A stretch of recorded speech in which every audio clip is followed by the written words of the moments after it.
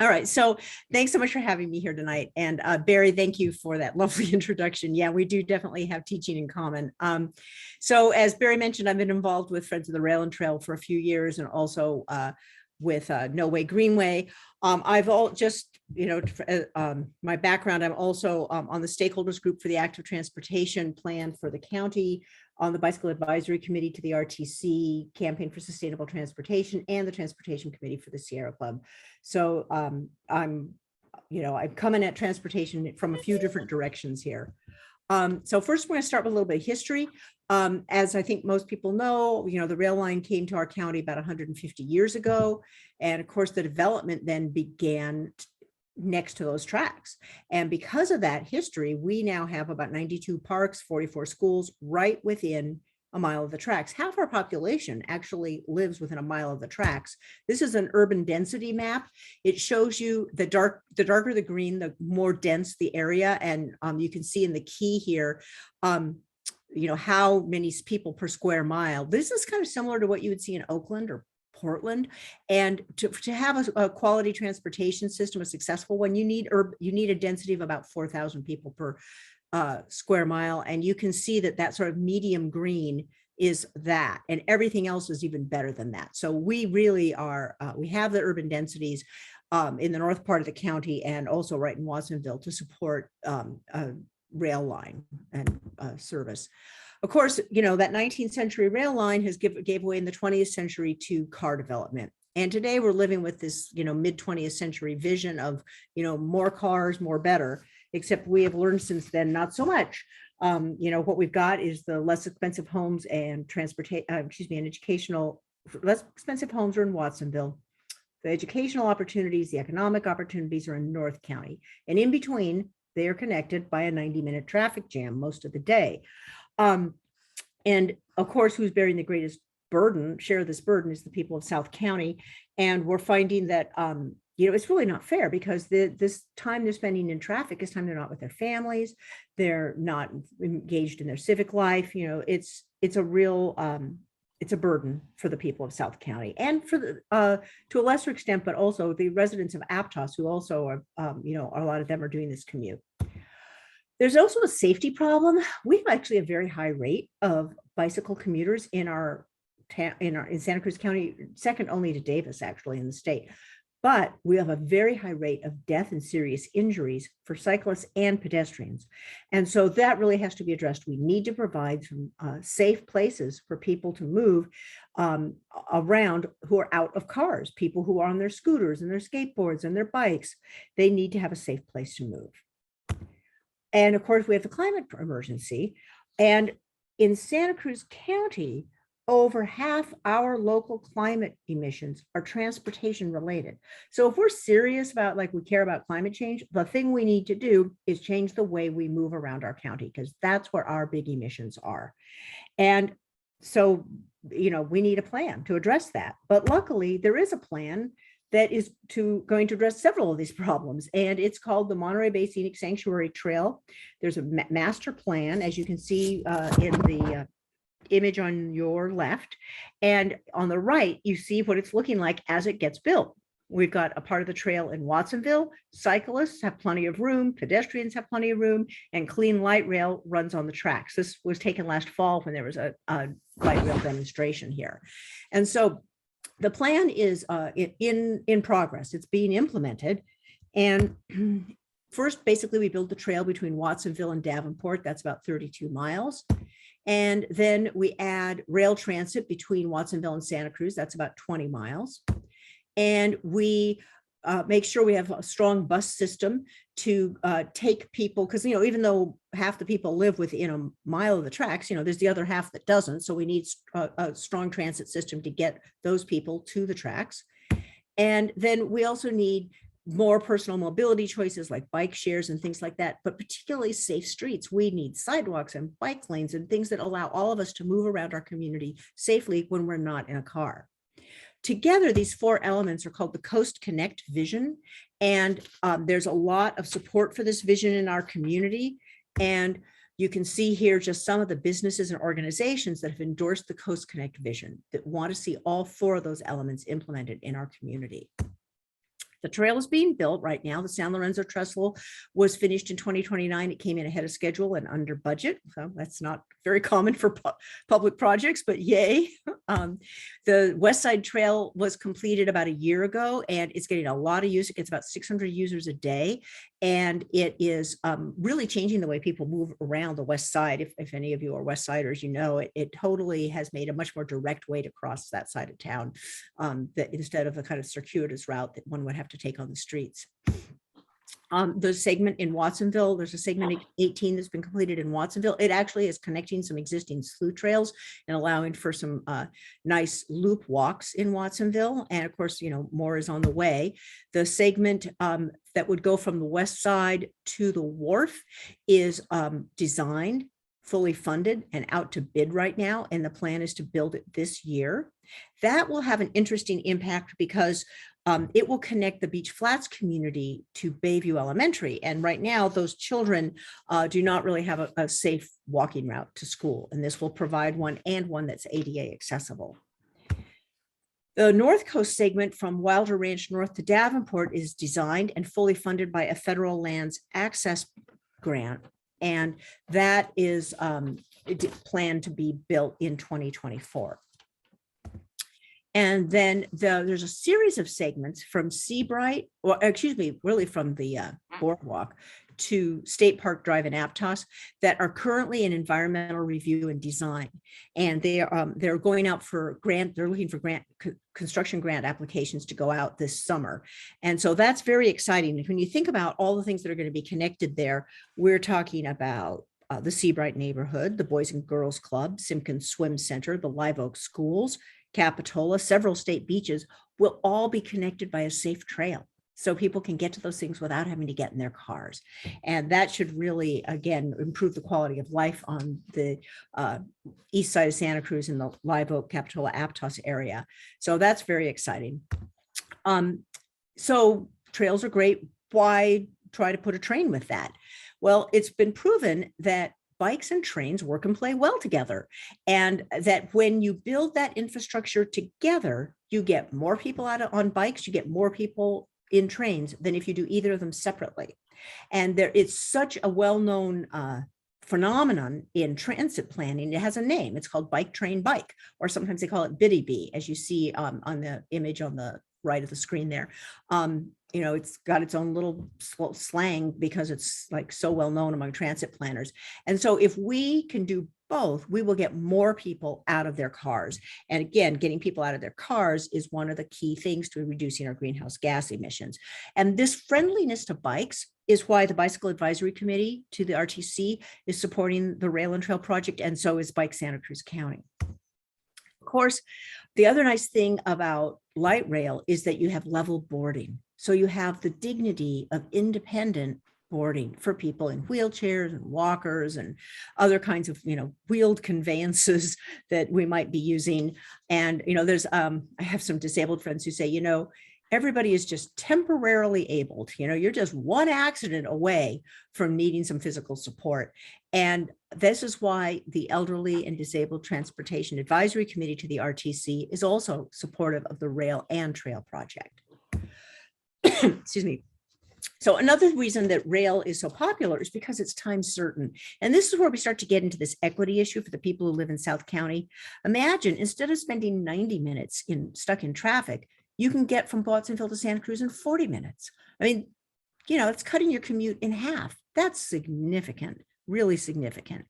And that is time certain. It does, right now, it depends on what time of day you make that drive, how fast it's going to take, how long or how slow. And buses are stuck in the same traffic as everybody else. But because rail is on a dedicated corridor, it's time certain regardless of time of day. And, these travel times that are predicted are really excellent, very, very efficient.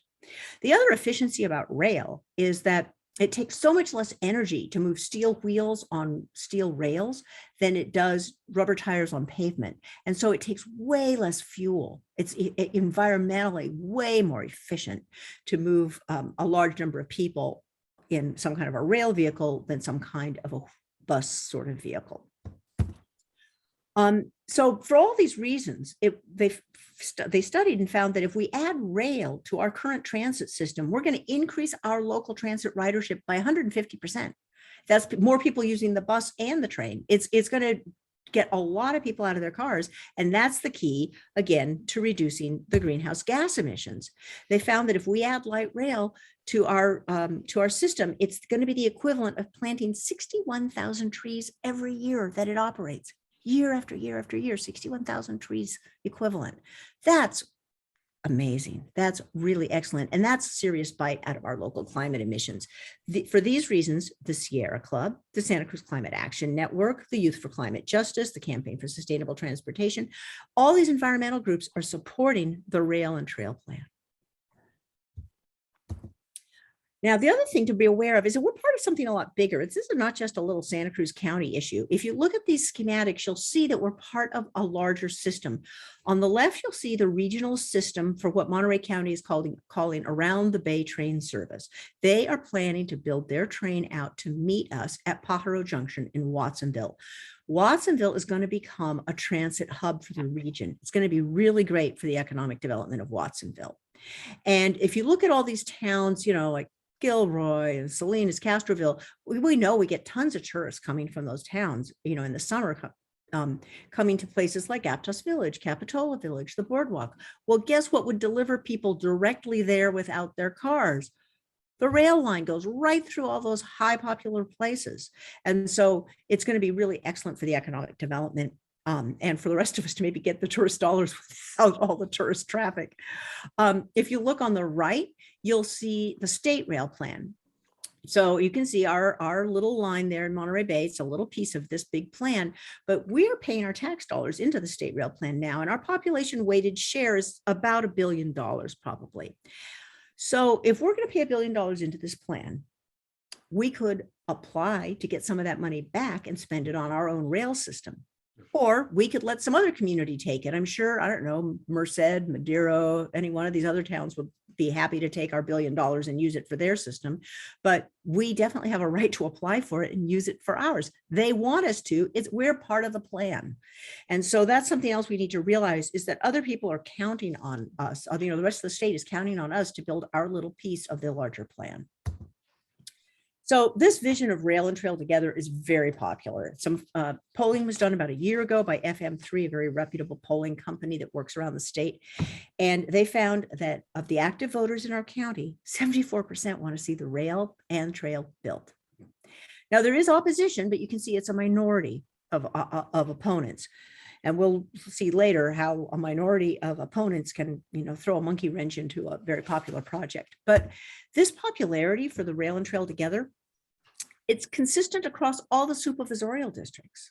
Look at this. Whatever district you live in, most of the people in your district want to see the trail built and the rail saved for the future. And you look here, regardless of the demographics, that dotted line across the middle there, that is the 50% mark. Okay. So it doesn't, if you look at the titles underneath the bars, it doesn't matter the age, the gender, the political affiliation, race, economic status, or proximity to the rail line. Every demographic wants to see, most of them want to see rail and trail together. So that's pretty darn popular. And so if this sounds like a great project to you too, you can follow us on social media, you can subscribe and get updates. You can invite us to speak. We'll come to, any club that you belong to and be happy to do a presentation. And this is where I used to end my presentation. But as I said, being popular doesn't mean that nobody's ever going to try to stop it. And unfortunately, we've got opposition. And, that's that minority of people, but they're very well funded. And so they've managed to put a measure on the ballot that is essentially to tear up the tracks. It's 9 pages of confusing legal language. Mostly it's about removing all references to light rail from our general plan and instead replacing it with a greenway, which they define as a trail that must be built where the tracks are now. So that means you have to tear up the tracks. Now, knowing that the rail and trail together is a popular project, they did not run around the county with a petition and say, hey, you want to sign to tear up the tracks? No, they said, you want to sign for a trail, save the tracks for later? Everybody's like, yeah, that's what we want. They knew that's what everybody wanted because they saw the same polling we did. So they just shifted their messaging to make it sound like that's what they're for, but they're not. They're trying to tear up the tracks so we can't have transit. That's what Measure D is about. So what's going to be the impact on it? Well, of course, one of the impacts will be track removal. Now, when you think about it, track removal is not just a construction nightmare and a delay, but it's also going to be an environmental nightmare. Think about everything that's in those soils, the creosote on the ties, all that, it's toxic waste. You can either use it for how it was intended, or you got a disposal problem that is pretty serious. They talk about, oh, don't worry, we're rail banking, as if, I don't know, you put the tracks in a bank and you save them for later and you take them out, you get more tracks in the future. That's not rail banking. Rail banking is just the name for a fancy federal legal maneuver that allows for track removal. And there have been thousands of miles of tracks rail banked around the country. And in places where the tracks were rail banked, torn up, and replaced with a paved trail, never has that trail been torn up and the tracks returned and transit brought back. And yet that's what they say they're going to do. It's never been done. I mean, it's not like it's legally impossible, but just financially and environmentally, there's like a near zero chance that will happen because it's never happened before. And here's one of the reasons why. Here's the animation that our friend David made, which I love. So this shows you the plan as it is. You got tracks, you put a trail down next to it. It's a pretty simple plan. And they've just done some cost estimates of what it would cost to do that from the boardwalk to Aptos. And doing what this animation shows, building the trail next to the tracks, is estimated to cost $76.1 million. Well, it sounds like a lot of money. I mean, $76 million is a lot of money. But just to put it in some perspective for you, they're planning right now to improve the exit and on-ramp lanes between State Park Drive and Freedom. So it's not a very long stretch of highway. And just in building auxiliary lanes there, kind of helping to have merged the traffic there, it's going to cost $189.9 million. $190 million for a couple of exits and on-ramps.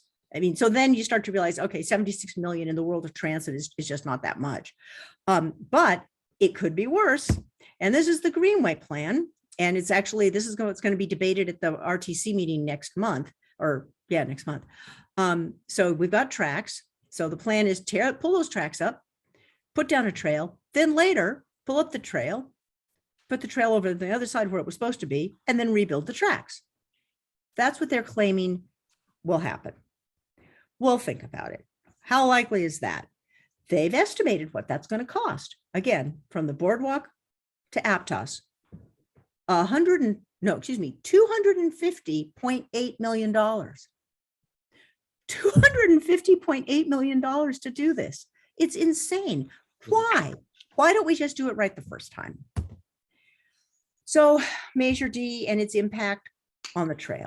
It's going to be a delay because of all that tearing out and replacing and rebuilding, and you got to get all new permits and all new plans. There's going to be a delay, probably 8 to 10 years before this Greenway trail, which is, just the same trail but moved over, is going to take. So it's not going to, if you're like the trail, this is not going to get you a trail any faster. The other thing is their trail only plan is not for everybody. I mean, really, if you live in Watsonville and you have a job in North County, are you going to ride your bike for 20 miles, work for 8 hours, and ride your bike home again? What about people who can't travel that far on their own steam? I mean, it's really discriminatory against working people and the disabled, anybody who doesn't drive. It provides nothing. It provides a nice recreational trail, but it doesn't provide transit.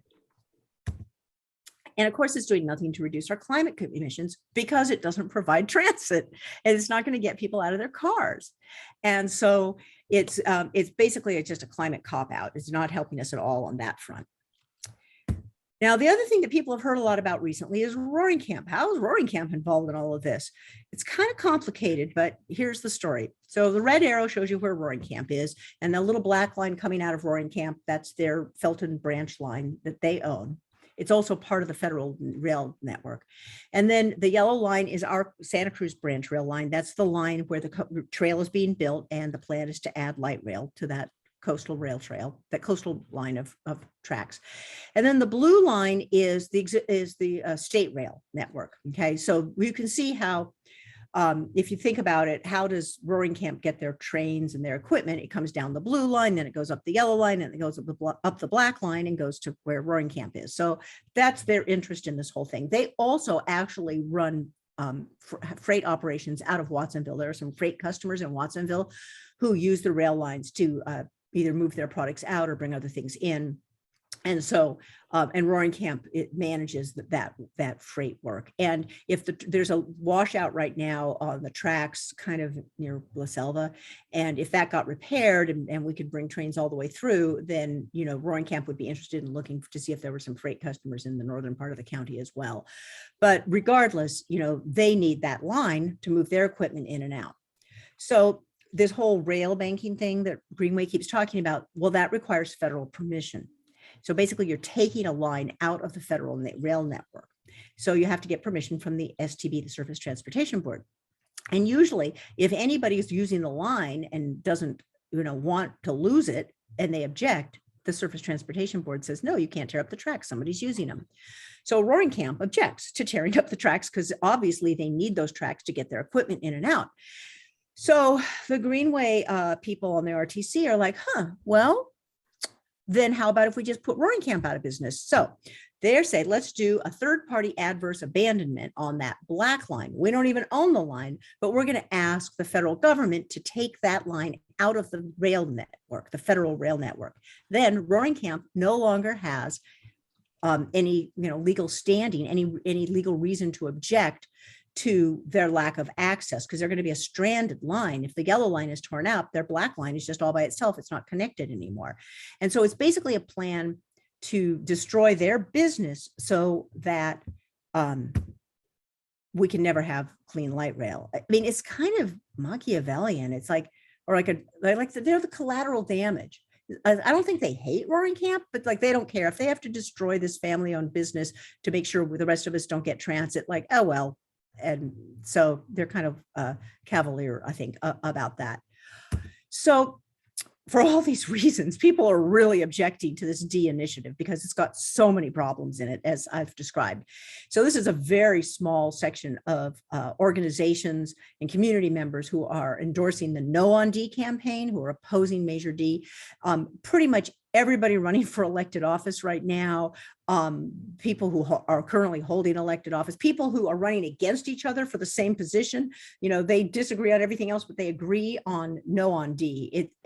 Yeah, and what I love is we're getting like this wide variety of endorsements, everybody from the chambers of commerce to the environmental groups, to the socialists, to the Democratic clubs. Like everybody's like, oh my God, this is a real problem. We cannot let this happen. So we're hoping that you will agree that we cannot let this happen, and that you will want to help us defeat this Greenway initiative that, you know, they say it's green, but there's nothing green about it. It's an anti-trail, anti-rail initiative. You can, again, follow us on social media. You can endorse and volunteer with the campaign. Again, you can invite us to speak. And we just really welcome your engagement, because this is one of those David and Goliath things. It's like, or it's more like there's 74% of the county, a bunch of tiny little Davids saying, no, don't destroy our rail line. And there's, you know, a small percentage of very wealthy individuals who are like, we don't care. We want to tear out these tracks. And so this is really a moment where people power needs to come together and overcome the power of money. And we're really hoping that you will join us on that. And I will take questions now. And I'm also going to start putting some things. Oh, wait, people can't see the chat, right? Yeah, Sally, I think they can probably see one another's question, but one has come in. Okay. And can I, before I do that, is there a way for me to share links with people? Could I put them in the Q&A? Would that be a way for people to see links that they could use? We can reopen chat, and you can drop links into chat. Yep. Okay. All right. Sally, I believe you can choose to send to everybody. I can. Okay, great. All right. Thank you. I'm Okay. so glad to have David Van Brink here. Yes, we have a technical expert.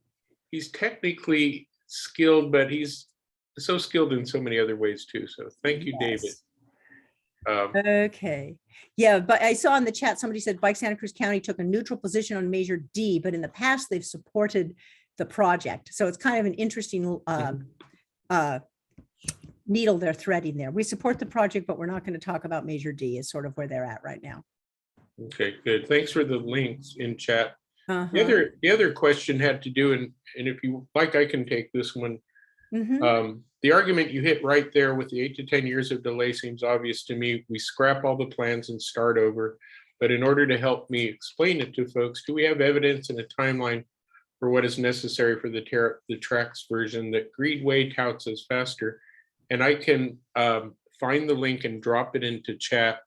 But I remember the RTC did a report on that in a 2018 agenda packet, laying out the various things. And to make it easy, also Zach Friend reported in a community meeting to several of us in a small meeting.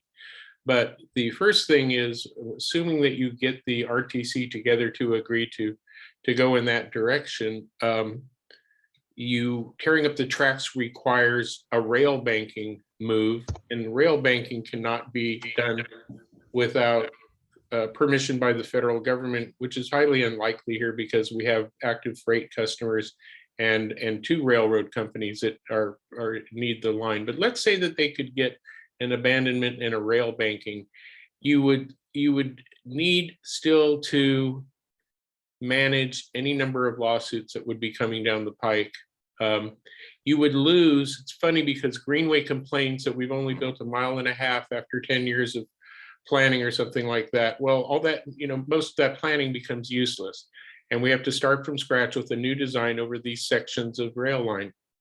I want to just incidentally mention, Sally, that $1 million difference between a rail, our current plan and an interim trail doesn't even apply to the entire trail. It's just the segment between Rio Del Mar and that's particularly sad. But the delays, again, there's going to be just years and years of environmental work that needs to be done, years and years of redesign, and never mind all the public process. Remember, how many meetings have we all been to? How many open houses?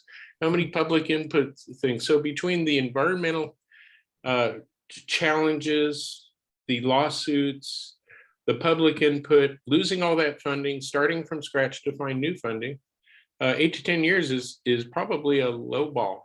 And I hope I hope these things make it easier for Petra and others to describe. Starting designs all over, environmental reviews, and the legal challenges, and the public process. All of those things. All those things, and then just physically. I mean, you're adding the work of rail removal. Yeah. Obviously that's going to take time, and we talked already about the disposal issues and stuff. So, yeah, it's quite an unnecessary mess. Yeah, for sure. Mm-hmm.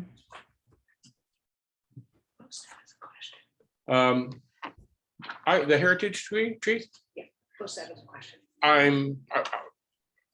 I don't know if I can post a question, but I'm going to post it. Ask it. I'm going to ask a question, Sally, and I'm Okay. going to ask it, and I'll get your answer, and then I might have an answer of my own because Okay. I've come across this, and you both you and I have watched the challenges with respect to, for example, segment 7, part phase 2, that goes through the Neary Lagoon. What do we do? What about all the heritage trees that are going to be taken out in any particular segment? Well, there's a couple of things there. And probably anybody who's asking about heritage trees is well aware of the issue around this, a standard environmental mitigation, which has to do with planting a certain number. If you take down one tree, you plant 2 or 3 other trees someplace else. And that is the mitigation that was done, say, for that segment. That is, they call it the Neary Lagoon Trail because that sounds so much nicer than the sewage treatment plant trail. But honestly, if you've ever walked it, it's like, this is not going through some pristine lagoon. What it is there's the lagoon. Let's see, there's the lagoon. And then there's the sewage treatment plant and all its pavement and bright lights and sewage.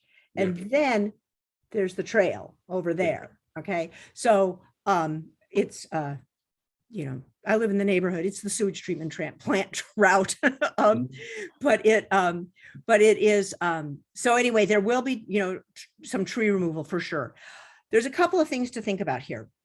One is, I don't know if anybody knows Jack Nelson. He's a leading environmentalist with the Sierra Club locally, and he often makes these impassioned pleas about climate change. And he's like, if we don't do something about, reducing our climate emissions, we're going to lose the entire redwood ecosystem. I mean, it's just going to go because it'll be too warm and too dry for them to survive. And so if we have to cut down a couple of eucalyptus to save the entire redwood ecosystem, it's a trade-off. And so that's one way to think about it. The other thing to consider is that, and this is where and a lot of people say you should not name call the Greenway people with Deceptive, but it's really hard not to when they say things that are just like don't make sense. So for example, they will say sometimes if they're talking to people who care about trees, oh, don't worry, see, our trail won't touch the trees. It'll just be on the tracks where there's no trees already. Okay, so you're talking about a relatively average sized trail then, where the tracks are. But then if they're talking to super cyclists or people who want to go really fast on their e-bikes, then they say, our trail is going to be a super wide, super highway. It's going to be 24 feet wide. And there's going to be a special lane for you and your electric mobility device separate from the pedestrians and the regular people. Well, and we're going to use the whole width of the right of way for our super trail. Well, then in that case, it's going to cut down exactly the same number of trees and exactly the same number of retaining walls and other kinds of environmental things that the plan to save the tracks is and build the trail next to it. And so, their story changes depending on who they're talking to. And so the tree question kind of is addressed. I don't know if that helps you think about it, but. Okay, great. Thank you. I'm seeing some questions come into chat, which I'll just deal with that. The timeline, we addressed that. I'm sorry, and I'll ask anyone who can see the Q&A box to use that for your questions. SBS, who would make money off of building the new trail? And I guess that is meant to is wondering about, is there some, if it goes Greenway's way, how could money be made? And that's, there are probably multiple motivations by the different players in this. The only thing that we have seen that is really kind of a pattern in rail trails and places where rail banking is used, which is especially concerning, are cases in which landowners along a rail line that's been turned into a trail file suit because of the change of use. And it's not eminent domain. It's simply that they bought a house next to a rail line expecting for there to be railroad action and nothing more.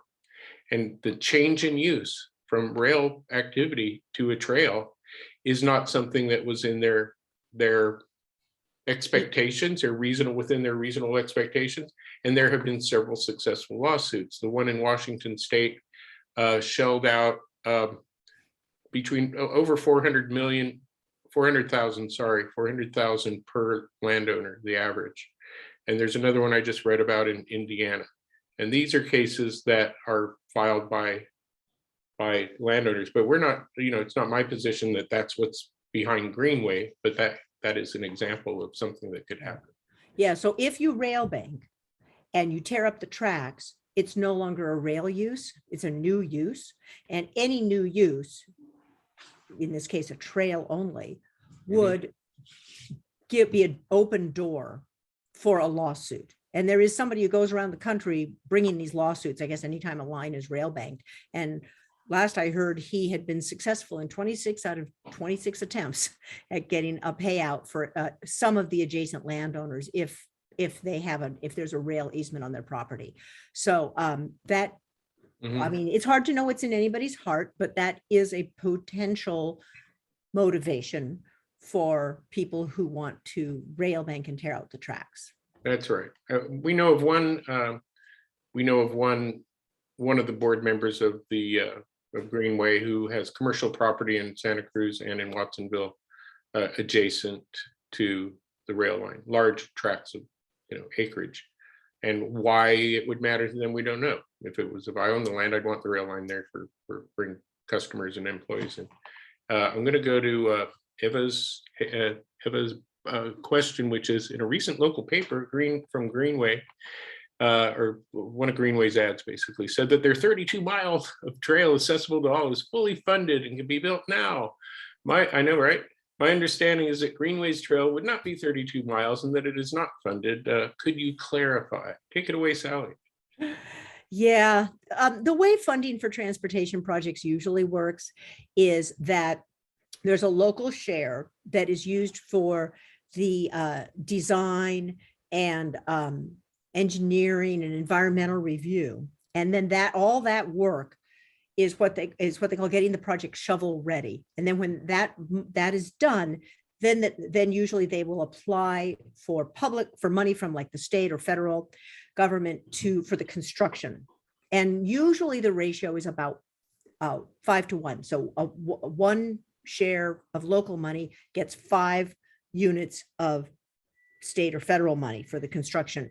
That can vary. There's if the locals have enough money to put in, say, instead of 20%, 50%, then that might make your grant application more competitive. But there was Barry might know the numbers on this better than I do. I'm sure he knows the numbers better than I do. There was some transit station in Monterey County recently that they put in, what was it, 5 or 10% and got 90% of it or something from the state rail plan. Yeah. So it varies, but the local government usually puts in a small amount. And the 2016 Measure D, different Measure D, the tax measure, we voted to tax ourselves for a half cent. I think it was a half cent sales tax. It's used then for that local share. That's right. So they're not going to spend all of that tax money on a trail. That local money is for all kinds of transit projects, the metro and that incredibly expensive bit of highway widening they're planning. But in all those cases, all that money doesn't come from locals. A small segment of it is local, and then the rest is state and federal money that comes back to us. For example, the segment that's being funded around the sewage treatment plant on the west side, that one is from an active transportation grant from the state. And like I said before, the segment 5 going north to Davenport is being funded by a federal lands access program. So there's different programs they go to for that money. So that whole thing about it's fully funded locally, this is not how transit projects work. Well, and the problem is you address the fully funded business, and you're absolutely right. But the other thing is that how can they possibly make that claim? There is no plan. It's never been sent out to bid. There is no engineering. They have no plan, no permissions, no idea what it would cost. And so it's just like, my next door neighbor making something up. There's nothing there. There's nothing to back up that claim. So you just say, how could they possibly make a claim? They don't have a price because they don't have a plan. So they're nowhere even near being able to make that claim. And it's unfortunate. No new taxes. It's all paid for. All 32 miles. Well, no, they're only interested when you read their most recent stuff in Measure D. They're not even concerned with anything north of the boardwalk, and they're not concerned with anything past the Watsonville city limits. So they're really just after that high value real estate, and so they can get their linear park. Let's face it, in Capitola, Aptos, Rio Del Mar, and they've given up on the rest of it. So they can say 32 miles. Well, they're so look. If one thing that they say is a lie, you've got to, it really kind of poisons their whole barrel. Well, and the other thing to be aware of is that with rail transit, if you take out any segment, the whole thing falls apart. Think about that map I showed you of, the blue tracks and the yellow tracks and the black tracks.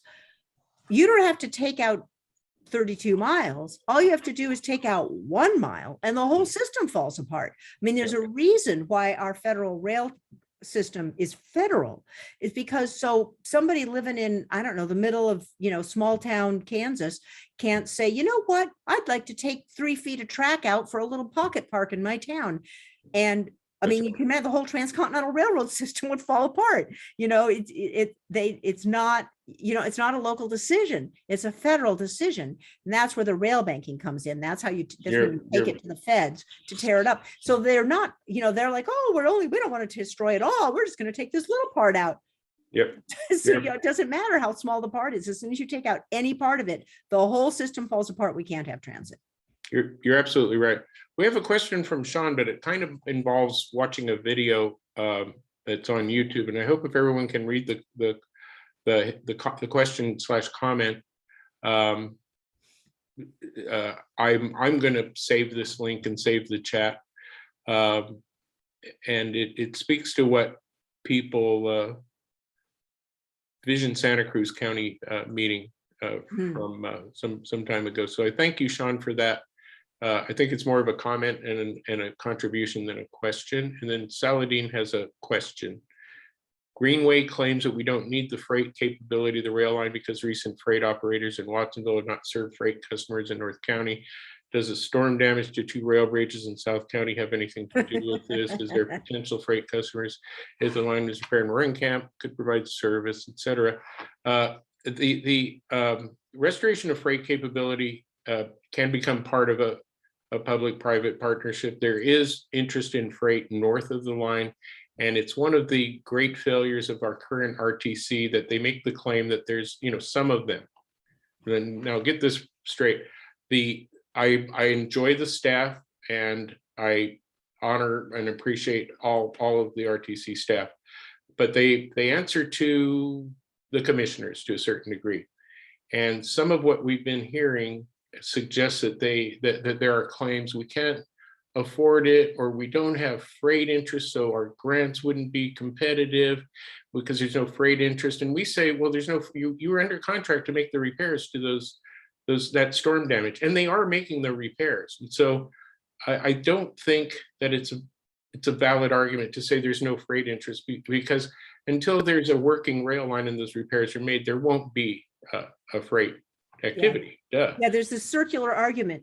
We're not going to repair the tracks because there's nobody running freight out of North County. There's nobody running freight out of North County because they haven't repaired the tracks. And so they just keep going in circles on that one. Yeah. And basically all freight and many transportation projects are public-private partnerships. And so since you mentioned that, and freight is indeed, freight operations on a publicly owned branch line happens all over this nation, and they pay, and there are benefits to the communities in every case. Yeah, I mean, think about our roads. We pay our public taxes, pay for our roads. Nobody says our roads are, they're not making money. It's like they're not meant to make money. They're they're a service, so we can all get to work, and so truckers can move goods back and forth, and business can thrive. It's not supposed to be, it's not a business that makes money. It's a service to the whole community. And it's the same thing with public transit. It's not meant to make money. It's not a private business. It's a service like a school is. Nobody says, those schools aren't making money. I don't know, you need to sell those kids. It's like, that's not how it works. It's a public service. We know a lot of businesses that want their people to be able to get to time on work on time in a relaxed condition and have a little bit of spending money. There are, and that's why, Sally, how many we've had 3 chambers of commerce pass resolutions supporting no on D. One of them retracted it under pressure of Greenway, but it doesn't matter. They still wrote the damn thing, and it was passed unanimously by the board at the time. City Council. No, not the city council as well. Santa Cruz City Council on top of the 3 chambers of commerce. Mm-hmm. So the business community is savvy to this stuff. How does one explain Greenway's mistruths? Well, tell them about the chambers of commerce. But basically, have anyone who's wondering, get them to read the initiative. Tell them, if you don't understand it, then vote no. But if they do, if they are willing to look at it, they're going to find out that it doesn't build a damn thing. It doesn't support transit. It doesn't support it. All it does is remove rail in every opportunity. Another question, this RTC won a lawsuit filed by Greenway. Any idea why Greenway would sue the county delaying construction and costing money? Any idea how many months it delayed, how much it cost? I have no clue. I don't know about you, Sally. We know that they'll do anything to just delay the trail. They've done it. Yeah, it's been, you know how we all have our own buttons that get pushed. And for me, it's when people say one thing and do the opposite. Sure enough. That just riles me up. And, Yeah. and so to see their public, you know, their like stuff on their website and stuff saying, oh, we want to see a trail. And if you attend the meetings, you know, oh, the interminable meetings at the RTC and the County Board of Soups and the various city councils and the planning commission, so many meetings. And, you know, there's not very many people there, you know, Barry and me and a couple of Greenway guys. Yeah. And at every place they're saying, the Greenway guys are saying, don't build this piece of trail. Don't do whatever the thing is. Don't, you know, whatever the little bit is that needs to be decided. There's 1,000 implementation decisions. Cut down a tree, build a wall, you know, extend the pavement a little bit in this direction. Whatever the decision is that has to be made at this agency, they're always there saying, no, no, no, this is the bad trail. This is the wrong trail. The only trail that's good is on top of the tracks. So they've done everything they could to try to stop the trail that's under construction. But That's you right. wouldn't know it if you weren't at the meetings. And then they turn around and sometimes even at the meetings, they'll say, don't do it, don't build it, don't build it. And then they'll say, build the trail now. It's like, you just tried to block this trail. It's like, it's kind of crazy making. It's unfortunate, Sally, but it's true. We have two more questions, and they're one I love because it talks about the concept proposal with TIGM and public-private partnership. People don't know what that is. And then, well, we've got two questions. We can cover them both, I think. So Saladin asks, I mentioned public-private partnership because that is one of the criteria in competitive scoring for federal intercity rail construction grants in last year's massive infrastructure bill.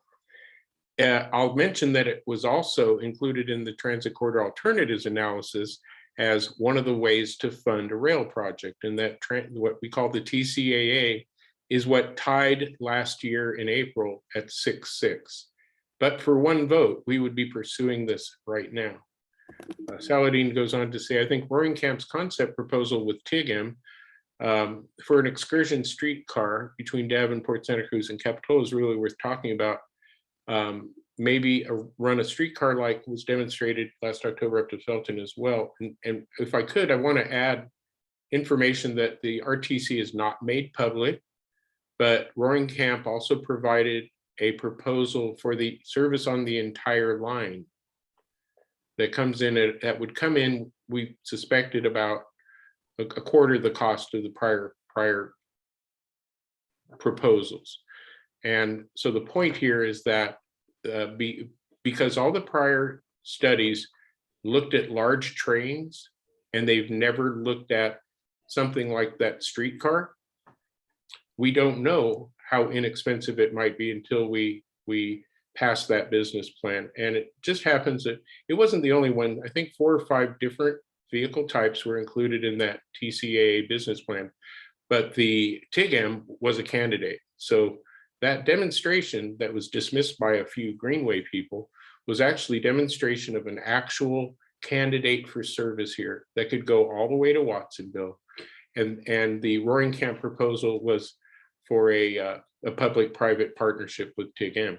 So it really, never minding the Davenport excursion thing, the actual whole service could be brought under consideration.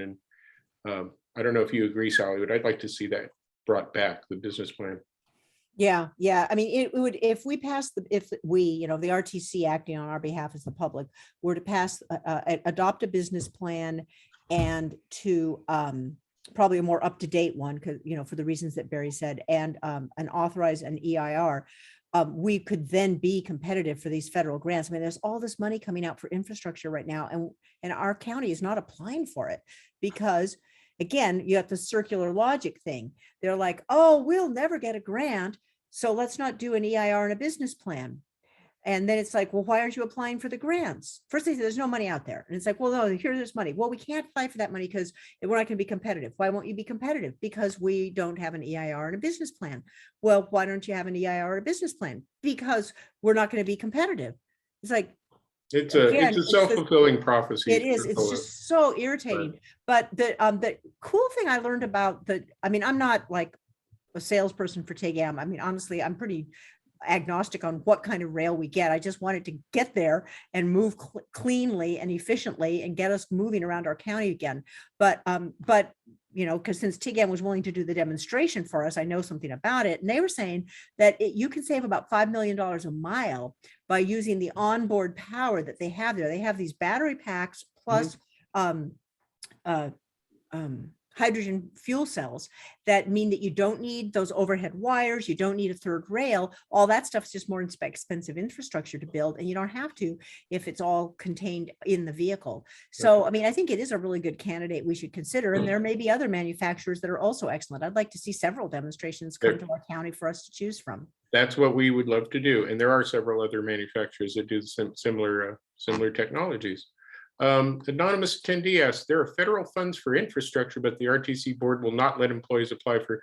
I think you addressed that. Yet they directed staff to apply for freeway expansion and got $100 million for their work. I don't understand. There is a number of people, you know, there's a certain amount of the number of citizens that are still dependent upon automobiles and will always be dependent upon automobiles, and different directors of public agencies have different attitudes about what to go after, and if you know, we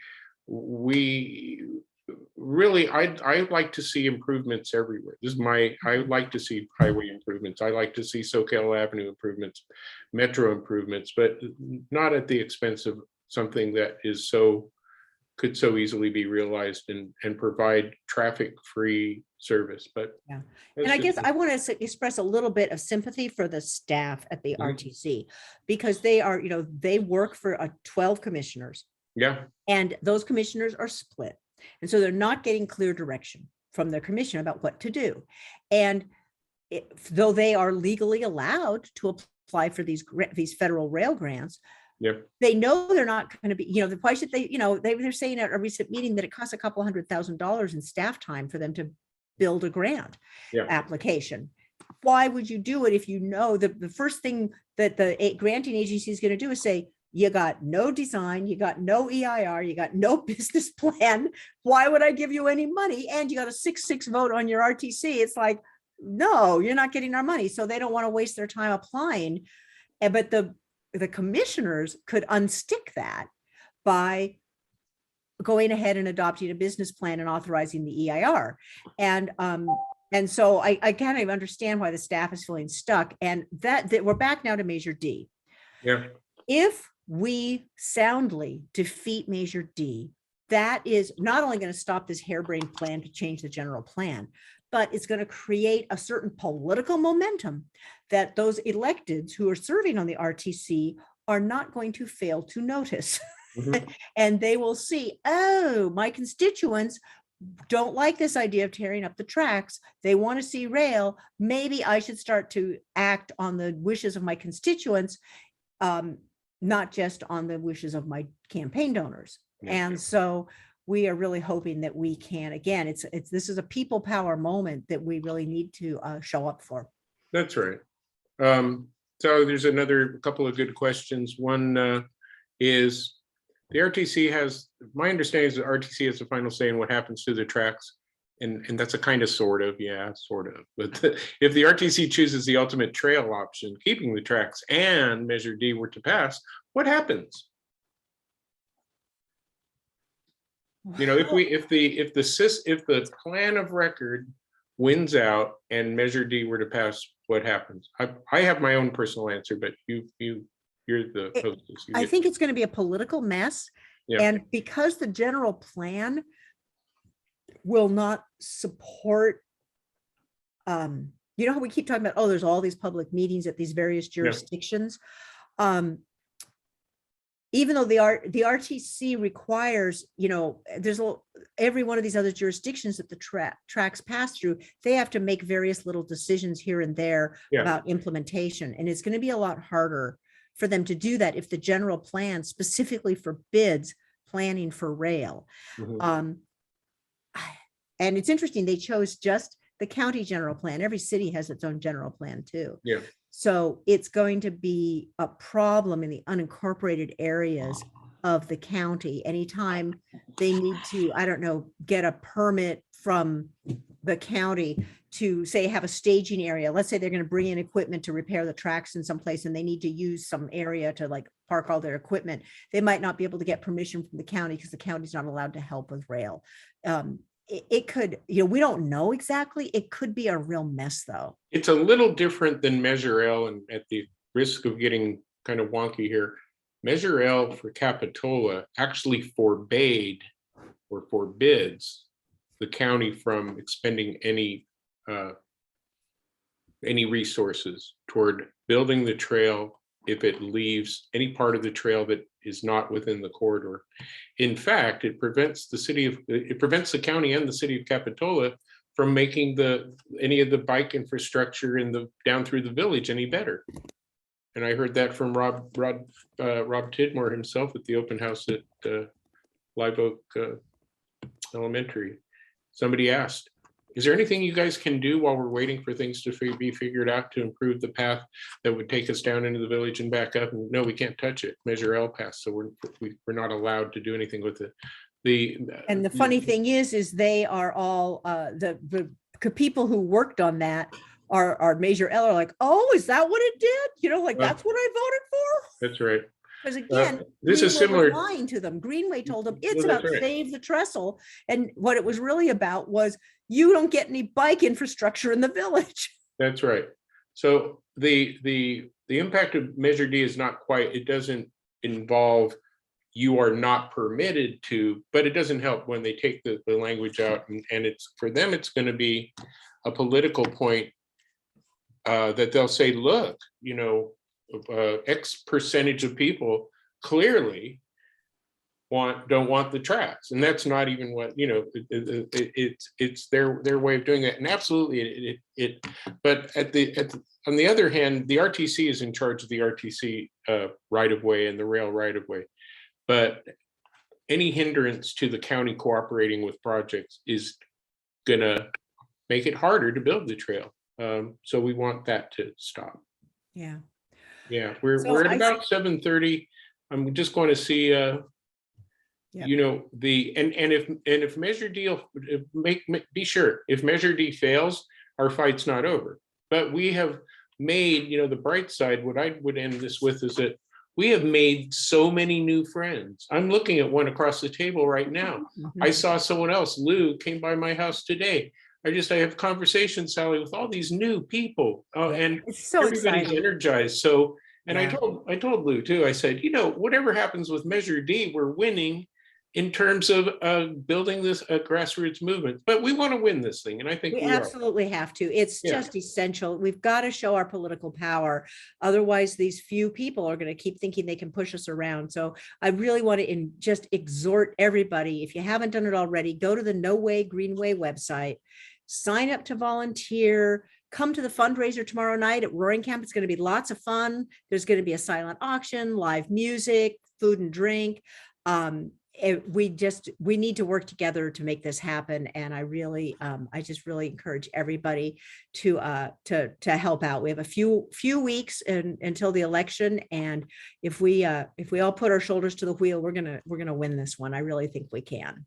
Thank you, Sally. And we're recording this. We're going to share it. And I've dropped one more thing in the chat where people are invited to attend the 3 transit speaker series presentations coming up. One's Thursday night, May 12th, Mid-County Democratic Club hosting Rod Diridon.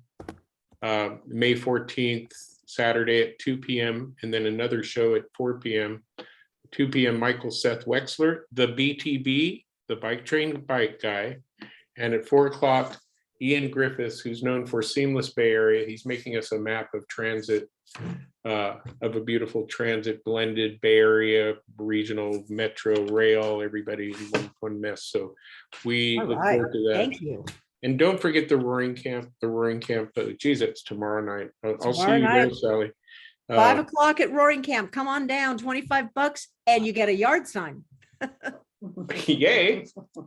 All right. They're rare as hen's teeth right now. So Super. Sally, thanks so much. You're always so Such a pleasure. And I've watched a lot of these and they just get better. Thank you. Oh, well, thank you. I'm getting a lot of practice.